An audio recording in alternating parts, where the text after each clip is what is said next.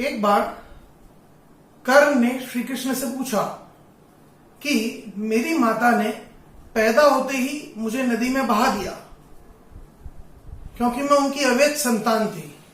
इसमें मेरा क्या दोष था? गुरु द्रोणाचार्य ने मुझे शिक्षा देने से मना कर दिया क्योंकि मैं क्षत्रिय नहीं था। इसमें मेरा क्या दोष था?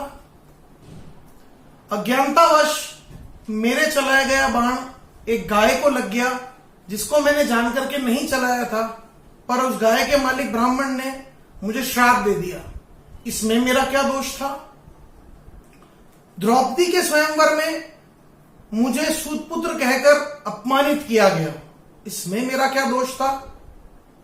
मेरी माता कुंती ने भी मुझे ये तब बताया कि मैं उनका पुत्र हूं जब युद्ध की स्थिति आई और वो अपने 5 पुत्रों को बचाना चाहती थी। मुझे जो कुछ मिला वो दुर्योधन की मित्रता से मिला, तो दुर्योधन का साथ देने में मैं कहां गलत हूं? ऐसा प्रश्न कर्ण ने श्री कृष्ण से किया। श्री कृष्ण ने कहा, कर्ण, मैं जेल में पैदा हुआ और मेरे पैदा होने से पहले ही मुझे मारने की योजनाएं बनाई जा चुकी थी। जिस रात में पैदा हुआ उसी रात मुझे मेरे जन्मदाता माता पिता से अलग कर दिया गया और मुझे गोकुल में भेज दिया गया। बचपन से ही ने तीरों की, रथों की, तलवारों की, घोड़ों की आवाजें सुन के बड़े हुए तुम, और मेरा बचपन गायों के बाड़े में, गायों के गोबर में बीता, और मैं जब तक चलना शुरू नहीं किया था उसके पहले ही मुझ पर मारने के अनगिनत प्रयास हुए। मैंने कोई शिक्षा दीक्षा ग्रहण नहीं करी, यहां तक कि मेरे गांव वाले भी मुझे सारी समस्याओं की जड़ मानते थे।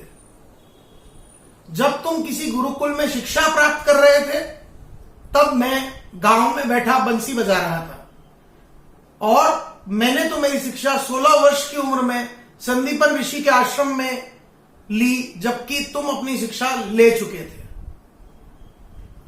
तुम्हें अपनी पसंद की महिला से विवाह करने को मिला, पर मैं तो अपनी पसंद की लड़की से शादी भी नहीं कर पाया। मुझे तो उस लड़की से विवाह करना पड़ा जिसको मैं बचा के लाया था या जो मुझे चाहते थे। मुझे मेरे वंश को जरासंध से बचाने के लिए मथुरा से उठाकर दूर समंदर द्वारका में ले जाना पड़ा, जिसके लिए मुझे कायर कहा गया। यदि दुर्योधन जीता तो जीत का सेहरा तुम्हारे सर बंधेगा, परंतु यदि धर्मराज उससे जीते तो मुझे कुछ भी नहीं मिलेगा, बल्कि मुझे यह कहा जाएगा कि इस सारे युद्ध का दोषी मैं ही हूं। तो कर्ण, हमेशा याद रखो कि जिंदगी में सबको चुनौतियां का सामना करना पड़ता है। जिंदगी किसी के भी साथ अपक्षपाती या आसान नहीं होती है। जिंदगी सबके साथ पक्षपात पूर्ण रवैया अपनाती है। तो सही यही है कि तुम अपनी आत्मा की आवाज सुनो, चाहे तुम्हारे साथ कितना भी गलत हुआ हो, चाहे तुम्हारा कितना भी अपमान हुआ हो, चाहे कितने भी बार तुम गिरे हो, पर सबसे महत्वपूर्ण यह है कि तुम किस तरह की प्रतिक्रिया देते हो।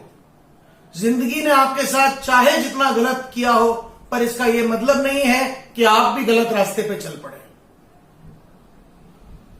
हमेशा याद रखें, जिंदगी बहुत मौकों पर बहुत मुश्किलें देती है, बहुत कठिनाइयां देती है, बहुत तकलीफें देती है, पर भाग्य उन जूतों से नहीं बनता जिनको पहन के हम चलते हैं। भाग्य उन कदमों से बनता है जो हम उठाते हैं। इसलिए प्यारे दोस्तों, जिंदगी में बहुत सारी कठिनाइयां आएंगी, बहुत सारी तकलीफें आएंगी, पर गलत रास्ते को मत चुनना, अधर्म के रास्ते को मत चुनना। सही कर्म और सही धर्म के रास्ते पे ही चलना, उसी से हम अपना और इस संसार का भला कर सकेंगे। क्योंकि भाग्य उन जूतों से नहीं बनता जिनको हम पहनते हैं, भाग्य उन कदमों से बनता है जिन पे हम चलते हैं। Thank you. Have a great day.